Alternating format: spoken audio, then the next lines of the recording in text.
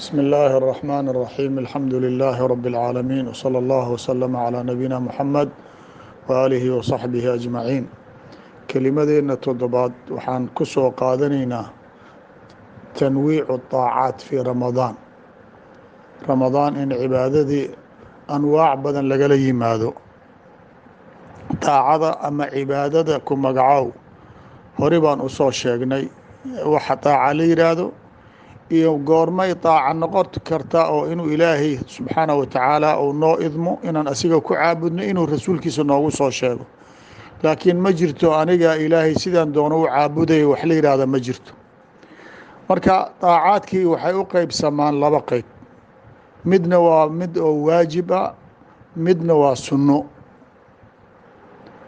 ayib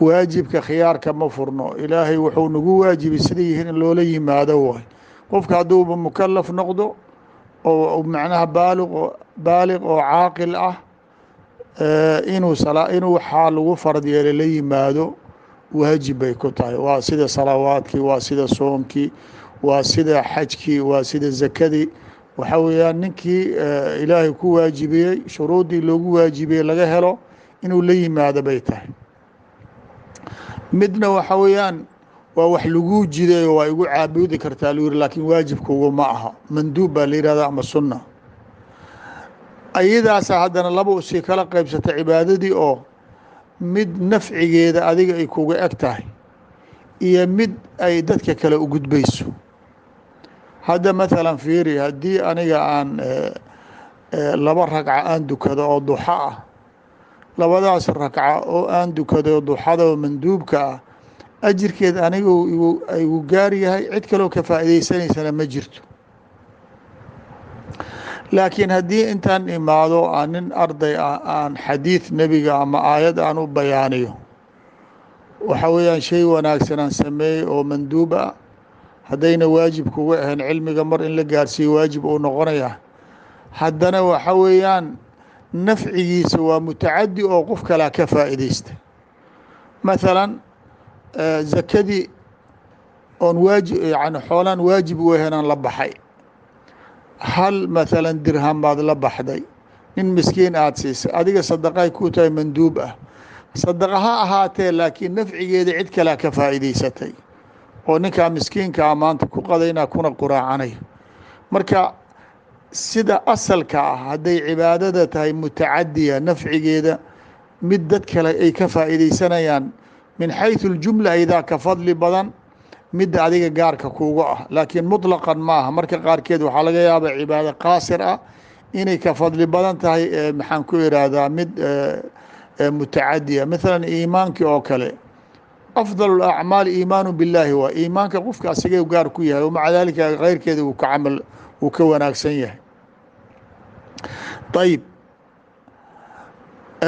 marka cibaadadii ama daacadii midna waa waajib midna waa sunno mid waa mutacadiya midna waa qaasiro hal mafhuum baan rabnaa inaan aan sheegno oo waxa ilaahay nagu farad yeelay waxa weeyaan waana waajib macnaheedii ma aha haddii aada waajibka aad ka timaado wixii lagulahay unbaad iska bixisay wax kaloo kumelihid ma aha iyadoo waajibkiina uu kaaga dhacayo iyaad ajir weyn aad ku leedahay mathalan salaad baa dukatay macnaheedii waxaa waa qaantii laygu lahay baa iga baxday keligeed ma aha waajibkiina waa kaaga dhacay ilaahay subxaanahu wa tacaala ajir aan la koobi karna waa kuu qoraya xadiidkii qudsiga wuxuu ahaa wamaa taqaraba ilaya cabdii bishayin axaba ilaya mima iftaradtu calayh addoonkayga wuxuu iigu soo dhowaado oo aan kaga jacayl badanahay ma jirto waxaan ku farad yeelay fiiri ilaahay inaad ku caabudid wuxuu kugu waajib yeelay oo mathalan salaadii faradka ahayd iyo midii sunnadeeda ilaahay wuxuu hawaabkaasina uuna aada u jecel yahay faradkaas sunnada haddaad keri kartid waayo laakiin taas waxa weeyaan wax ilaahay loogu dhowaado intuu noogu farad yeelaa ugu wanaagsan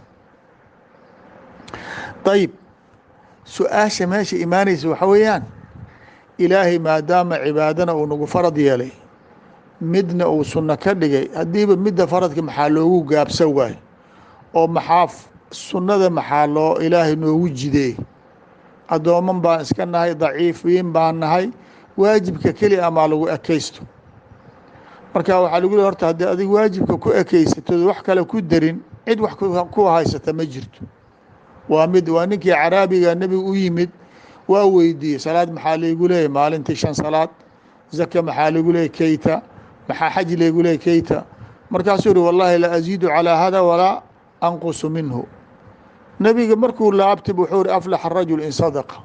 haddii sida uu sheegayo oo waajibaadka uu sidooda uga soo baxo waaba guulaystay buu nebiga calayh الsalatu wasalaam yihi. marka waajibka haddaad ku ekeysatid waa leedahay adiga, laakiin maxaa weeyaan maxaa manduubaadka loo jideeyey? waxaa loo jideeyey asbaab badana baa loo jideeyey.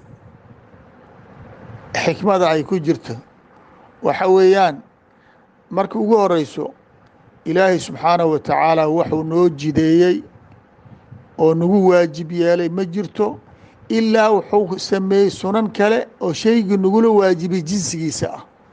maalan ilaahay soon buu nagu waajibay bisha ramadaan, haddana soon kaloo sunno ah ba ilaahay noo jideeyey oo ama usbuuc ha noqdo ama shahriga 3 maalmood ha noqdo ama bilayaalka qaarkood ha noqdo ama sowmu yowman wa iftaar yowman ha noqdo, waa sunna laga garab jideey. haddii ay tahay salawaadkii sunan oo raatiba la yidhah bay leedahay goonigeeda. hadday ay maxaan ku idhaha zaka tahay midda waajibka iyo mid oo khayr ah baa jirto sunna, wahaakada. marka waa la isweydiiyey maxaa hadafka ay tahay. waxaa lagu leeyahay hadafka waa badan yihiin. waxaa ka mid ah marka ugu horeyso ilaahay subxaanahu wa tacaala addoomankiisa isku awood ma ah. haddii la dhihi lahaa faradkaas keliya ha lagu gaabsado, dad badan oo mu'miniin oo taqiyiin ah yaa waxay dhihi lahaayeen ilaahu wax badanaan awoodna, intaan yar keli ah maxaad noogu ekaysa, wax badan baan rabnaa inaan qaban, oo dhici kari lahayd inay ay gaarto inay cibaado kala samaystaan oo aan jidaysnayn. markaasaa la joojiyo waxaa la yidhi tana faradka waatana, ninkii wax isku haayana intaan kalena waa qaban karaa. horta waxa waa daaqadii diyaarta ku ahayd aa la rabaa in aad meelad ku bixi kartid, meeshaasna ay noqoto meel ilaahay subxaanahu wa tacaala kuu jiday inay noqoto. waa ilaa dad baa iska qarjijeexi lahaayo aniga dadkan waxay sameeyano yar baan ku ekaanaya, wax badan baan samaysanaya, dad baa dhihi lahaa. marka waxa weeyaan dadkii baabkii waa loo furay. waxaa la yidhi intaana waa ugu yaraan oo waajibka, haddaad wax isku haysidna waa tanaa intaan samayso. wa fii daalika falyatanaafas ilmutanaafisuun yaa la yidhi. midda labaad in ilaahay subxaanahu wa tacaala addoomanka ajirkooda uusan u simin. ninkii inta waajibkii la yimaado wixii sunan ahaay oo dhanna ku daro, ama ha ahaato acmaal oo salawaad ama soon, lamid maaha ninkii waajibka keligiis ku mid noqday. ilaahayna wuxuu doonaa addoomankiisa inay ku soo tartamaan darajaadka saroo qiyaamada aada u kala sareeyo, in la kala helo. waxaa lagu kala bixi karaa meydaankan in lagu tartamo. midda saddexaad, sunanta waxaa loogu talagalay inay faraa'idda waajibka inay dhammaystirto. haddii naqsi ku yimaado qofka waxaa weeyaan soon baa lagu amray oo waajib ah, salaad waajib ah, sidii laga raba ma imaan kartaa? maya. waxaa laga yaabaa salawaad badan ah sidii la rabay aad dukan, ama shuruudii aad gaftay, ama arkaantii aad kaa xumaatay, ama salaad qaarkeed aad biilowday, wax badanaa kugu imaan karo. xadiid qudsi oo saxiixa, qiyaamo markii la tago ilaahay subxaanahu wa tacaala wuxuu leeyahay unduruu hal licabdi min taطawucin fatukamiluuna biha fariidatahu. salaadii aa la weydiinayaa, addoonkii salaaddii ma la yimid? salaadiisiyaa la baarayaa, naqsi baa laga helay. malaa'igta ilaahay wuxuu leeyahay addoonkayga fiiriya, sunan salaad oo sunno a ma leeyahay? haddii uu leeyahay ugu dhammaystira salaaddii faradkeeda waxa kaga nusqaamay. ayib, markaasuu nebigu wuxuu uri ثuma الزakaatu kadalika ثuma tu'khadu اlcamaalu calىa xasabi dalika. zakadana sidaas oo kale waa waajibkaada hadduu naaqis ku yimaado shaygii taطawucah lagu dhammaystiraya. midda saddexaad waxa weeyaan sunantan ama shayga manduubaadka ah siyaaj lilmafruudaat waay waxa ilaahay kugu farad yeelay bay xayndaab u yihiin. yani kayf ma tasawuri kartaa nin oo asi xoolihiisii ou ilaahay siiyey sadaqa la baxayo ma kula tahay midii zakada waajibka inuu ku bakiilayo? maya. marka naftaadi khayrkii baad bartay, ninkiiba bixinayo sunnadii min baabi awlaa. mathalan nin oo qabla duhri ama qabla salaati subxi sunanta la imaanaya ma kula tahay faradkii inuu ka dayacmayo? maya. marka waxaa weeyaan ninka sunanta ku dadaalo waxaa aada ugu badbaadaya faraa'idin way u badbaadayaan, liannahu waxa weeyaan ninkii sunanta la imaanaya faraa'idkiina min baabi awlaa. laakiin haddaa tiraa faradka un baan ku aysanaya ka raaci yani yarca xawla alxima yuushiku an yaqaca fiih. waxaa dhici kartaa faradkii bas haddii aad haysatid in ayadii khalal uu kusoo dhacaaba dhici karto. walidaalika waxa weeyaan waxaad u samaysantay markaa siyaaj ama jidaar weynaad u samaysay sidii faradkii ama wixii lagugu farad yeelay aad u ilaashatid. ayb waxaa weeyaan gaayadad labo ilaahay subxaanahu wa tacaala qofka hadduu daacaadka sunanta ou badsado ilaahay wuu jeclaadaa, kamaa habata fi اlxadiiث اlqudsiy cinda الbukhaarي wmaa yazaalu cabdii yataqarabu ilaya bالnawaafili xatى uxibahu faإida axbabtuhu kuntu samcahu aladii yasmacu bihi ilى aakhir اlxadiiث.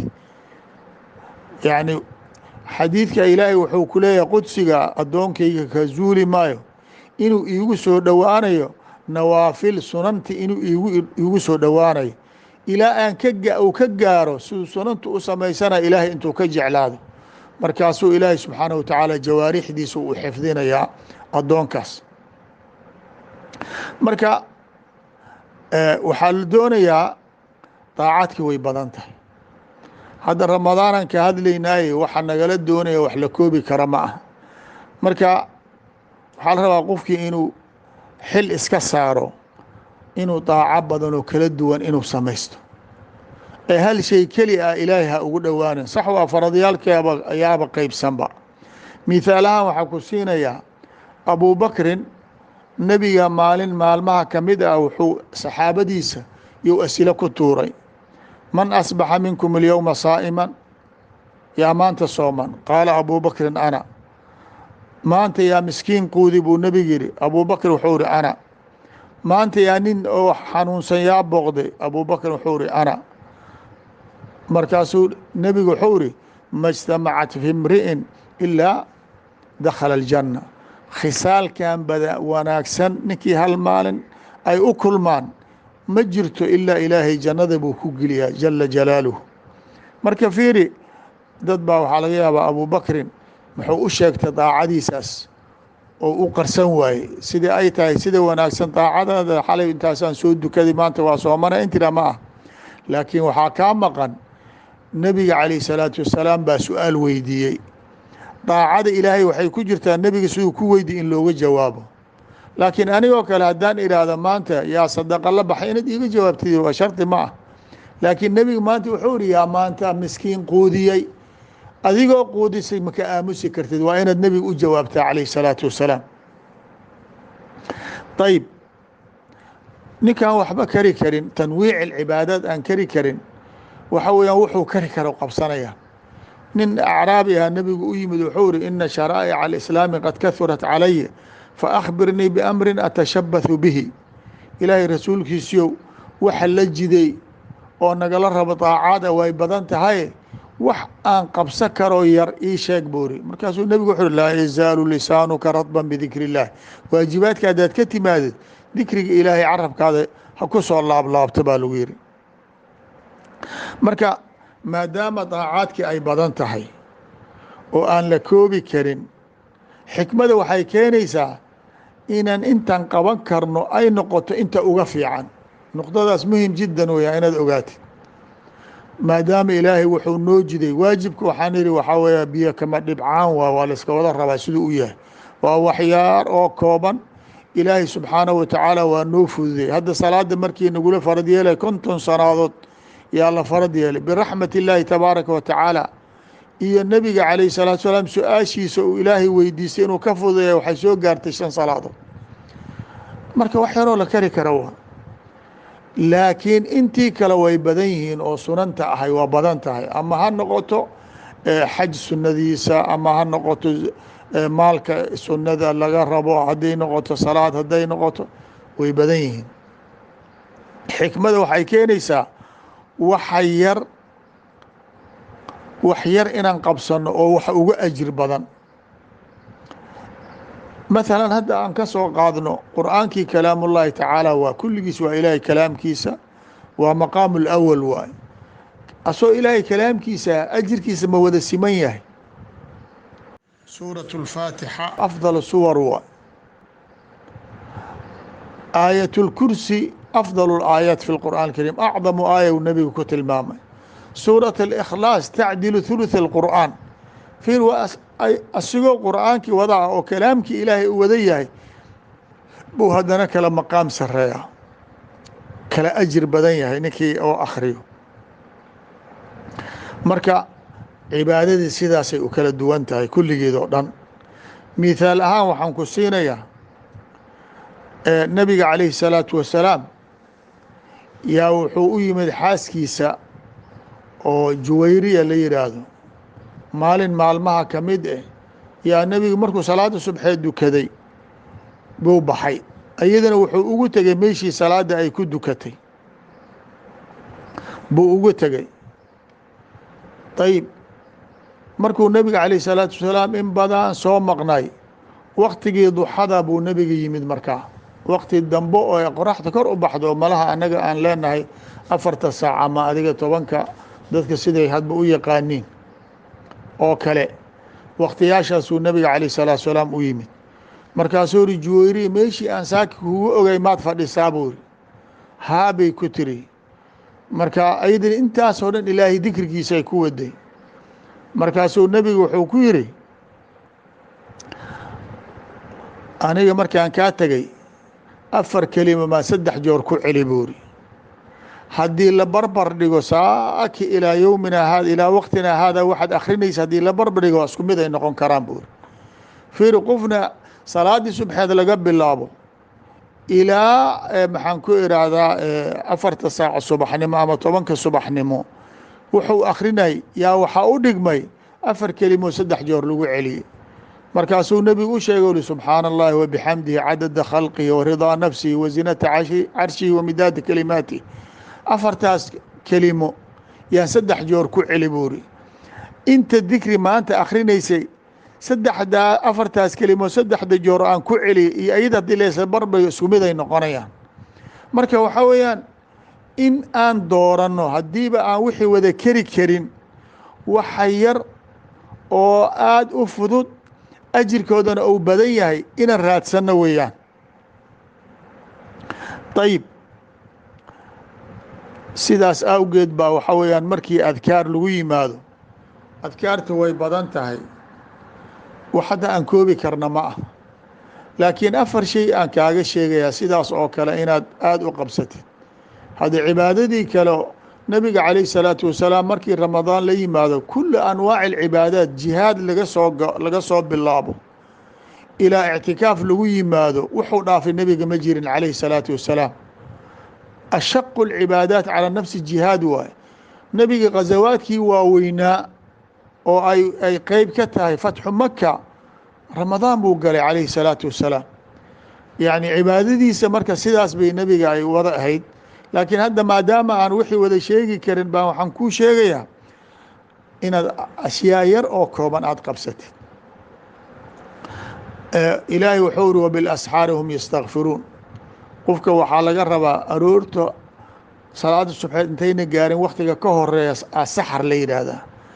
waktigaas waxaa ku habboon cibaado istikfaar.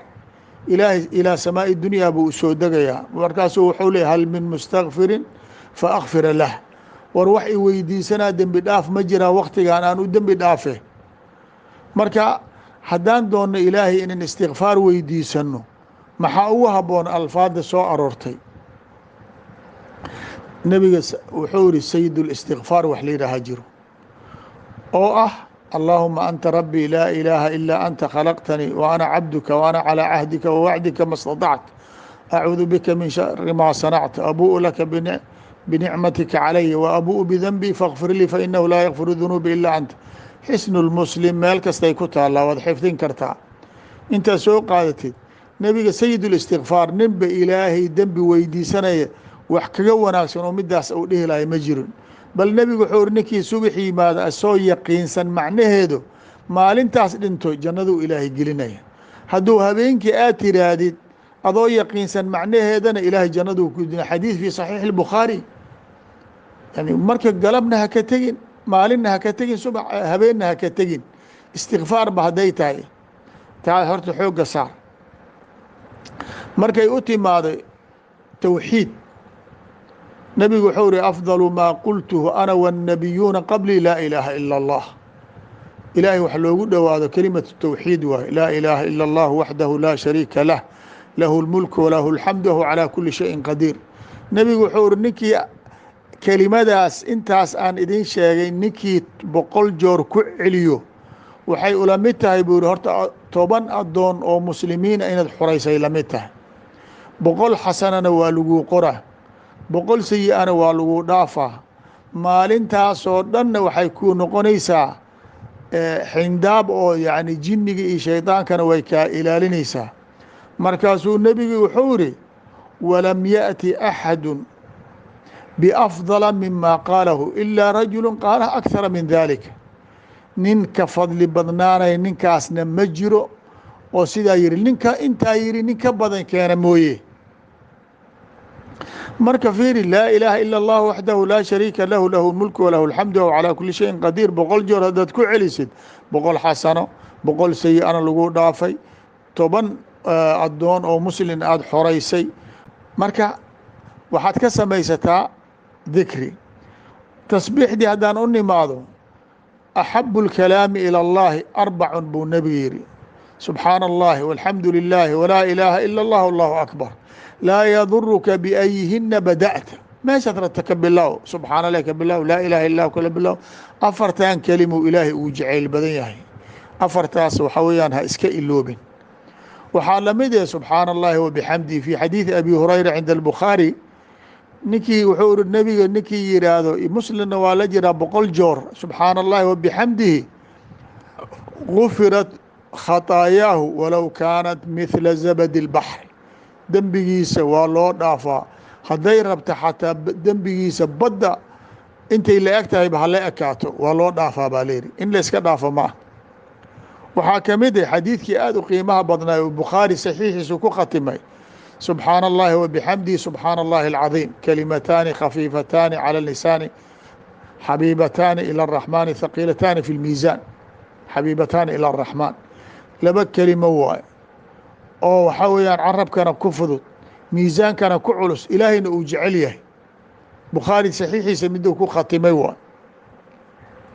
waxaa la rabaa inaadan iska iloobin. calىa kuli xaal waxaa la rabaa inta hadda aan kuu sheegay iyo wixii lamid ah mid kastaba inaad qeyb qabsatid oo tiraa maثala maanta laa ilaaha ilا اllah waxdahu laa shariika lahu lahu mulku walahu اlxamdu meeqaan akrin karaa. maثala aan idhaahda 100 haye 100 baan akrinaya. haddana waxaa la rabaa waktigaad akrinaysid inuu aad qoratid waktigaas aan akrinaya. haye subxaana اllahi wabixamdihi subxaana اllahi alcadiim meeqaan ka akrinaa intaas. haye goormaad akrinaya haddana intaasaan waktigaasaan aksana. subxaana اllahi wabixamdihi imisaan maanta ka akri karaa intaas. goormaan jadwal u heli karaa aan akri karaa waktigaas. maxaan ku iraahdaa goormaan istikfaarsanaya kada. intaasaa la doonaya. waxaa khudlaan oo khasaaro ah qofkii iyadoo nebiga wixii ka soo arooray nebiga laga soo wari aan la koobi karin in wixii nebiga laga soo wari caljambi iska tiraado meel iska dhigtid oo adiga aad samaysatid adkaar kuu gaar ah.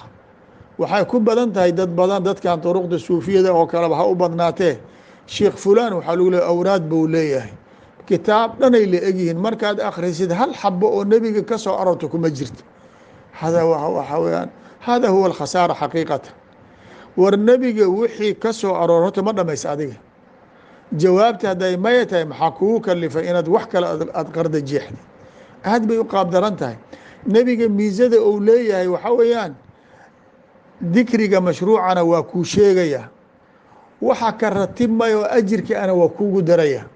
nin dhihi kara ma jirto ninkii waxaan yihah waxaana u ka helaa ninkii yidhaahdo oo nebigana aan ka keenin ilaahayna uu ka keenin kadaab dajaal ah waay. camalka waxa ka ratimi kara waxa sheegi kara ilaahay iyo rasuulkiisa keli ah waay. walidaalika nin hadduu ku yihahdo waxaan haddaa samayso waxaasaad helay, waxaan samayso waa ma jirto waxaa nebiga laga warin. walidaalika waxaan xasuustaa annagoo bidaayaati طalab markaan joognay waxaa la dhihi jiray laba beyd baan ku aragnay kutubteen akhrisanayna xawaashideedii. ilaahi lastu ahlan lilfirdowsi walaa aqwى calىa naari الjaxiimi fahab lii towbaة wاkfir dunuubii fainaka gaafiru الdanbi الcadiimi. ilaahi lastu lilfirdowsi ahlan saasay ahayd.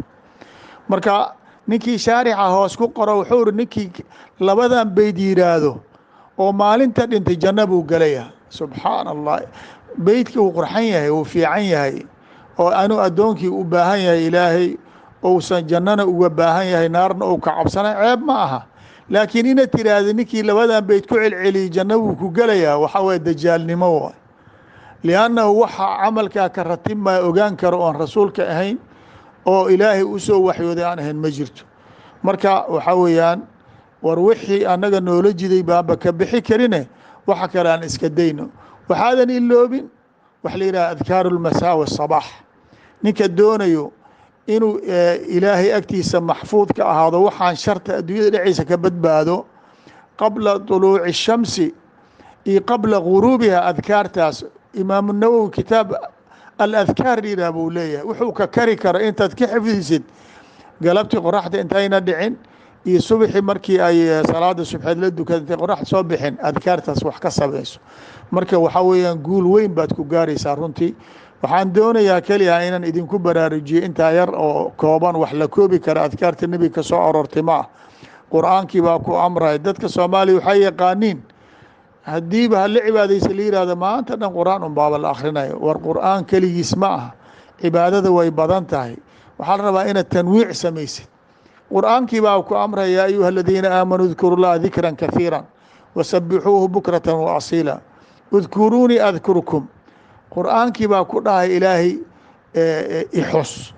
marka juz min alqur'aan bay noqonaysaa madmuunkeeda haddii adkaarkaas aad la timaadid.